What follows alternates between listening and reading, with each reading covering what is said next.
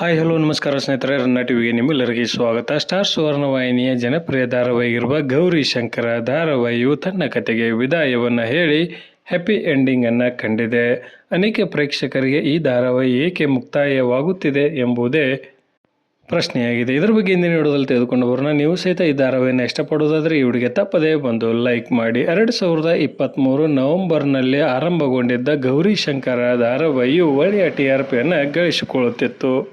ಆರಂಭದಲ್ಲಿ ನಾಯಕಿಯಾಗಿ ಕೌಸ್ತುಭ ಮಣಿ ಅವರು, ನಂತರ ದಿವ್ಯಾ ಅವರು ನಾಯಕಿಯಾಗಿ ಕಾಣಿಸಿಕೊಂಡಿದ್ದರು. ಸದ್ಯ ರಮೋಲಾ ಅವರು ಈ ಧಾರಾವಾಹಿಯಲ್ಲಿ ನಾಯಕಿಯಾಗಿ ನಟನೆಯನ್ನ ಮಾಡುತ್ತಿದ್ದರು. ದಿವ್ಯಾ ಮತ್ತು ಯಶವಂತ್ ಅವರ ಜೋಡಿಯನ್ನ ಕರ್ನಾಟಕದ ಪ್ರೇಕ್ಷಕರು ಮೆಚ್ಚಿಕೊಂಡಿದ್ದರು. ದಿವ್ಯಾ ಅವರು ಧಾರಾವಾಹಿಯಿಂದ ಹೊರ ಬಂದಾಗಿನಿಂದಲೂ ನಿರೀಕ್ಷಿತ TRP ಮತ್ತು ಪ್ರೇಕ್ಷಕರ ಸಂಖ್ಯೆ ಕುಸಿತ ಕಂಡ ಹಿನ್ನೆಲೆಯಲ್ಲಿ ಈ ಧಾರಾವಾಹಿಯನ್ನು ಅಂತ್ಯಗೊಳಿಸುವುದು ಅನಿವಾರ್ಯವಾಯಿತೆಂದೇ ಹೇಳಬಹುದು.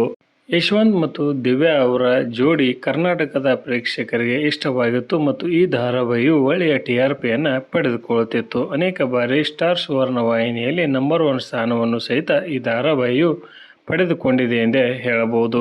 ನಾಯಕಿಯ ಬದಲಾವಣೆ ಮತ್ತು ಕಥೆಯಲ್ಲಿ ಹೊಸತನ ಇಲ್ಲದೇ ಇರುವುದು ಈ ಧಾರಾವಾಹಿಯ ಅಂತ್ಯಕ್ಕೆ ಪ್ರಮುಖ ಕಾರಣವೆಂದೇ ಹೇಳಬಹುದು.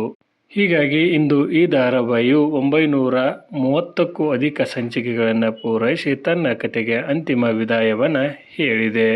ಕೊನೆಯದಾಗಿ ಈ ಧಾರಾವಾಹಿಯ ಬಗ್ಗೆ ನಿಮ್ಮ ಅನಿಸಿಕೆ ಅಭಿಪ್ರಾಯವನ್ನು ತಪ್ಪದೇ ಕಮೆಂಟ್ ಬಾಕ್ಸಲ್ಲಿ ತಿಳಿಸಿ. ಧನ್ಯವಾದಗಳು. ನಮಸ್ಕಾರ.